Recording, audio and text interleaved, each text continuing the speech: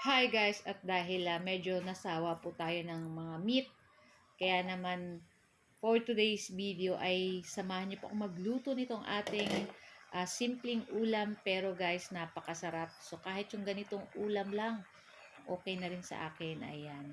So itong ating lulutuin ay walang iba kundi itong ating paksiw na tulingan or inununan po ang tawag dito sa Bicol. So, masasarap po ang ganitong paksiw, lalo na yung ganitong maliliit na isdang tulingan. So, tara na guys, at samahan niyo po ako magluto and enjoy watching. Guys, So, ayun na nga guys, so panira nakabili tayo ni ng sa kalahating gitna kilo na fresh na turingan. tulingan. Yung maliliit lang po iyan na tulingan. 200 isang Parang kilo pero babying kadang kilo tulingan. lang. So, 200 po ang kilo niyan. So, masyadong madami naman po pag isang kilo yung binili natin. Kaya kalahating kilo lang yung ating binili. So, ayan na nga. At meron tayong, syempre, sasangkapan natin yan ng luya, ng bawang, ng sibuyas. So, ilagay na muna natin yung ibang bawang, ibang luya, ibang sibuyas dito sa ating kawali. Ayan.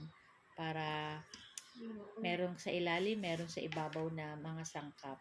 So, after nyan, ayan, isalansa na natin or ihilera natin dito yung ating isda. Siyempre, inugasan Sariwa, po isang natin sariwa. iyan para sure na malinis po yung ating mga kinakain. Alam So, mo nakbaling ano. medyo talagang naumay ako guys ng karne kaya parang naisip ko masarap naman ang ganitong isda. Siyempre pag paksiw, Tuklap na. masarap po yan lalo na pag kaaga at may tira, pwede mong iprito. Ayan, masarap po yun. Tapos may kape ka at may sinangag. Ayan, perfect na po yan pang breakfast. So, yan na nga, diba, oh guys, ang dami na niyan. So, after natin na masalansan iyan, itong ating mga isda, ilagay na natin yung natira pang mga luya, sibuyas. Ayan, syempre the more po na maraming bawang, sibuyas, luya, masarap po yan. So, lagyan na po natin yan ng asin. Syempre yung estimate nyo po yung paglagay.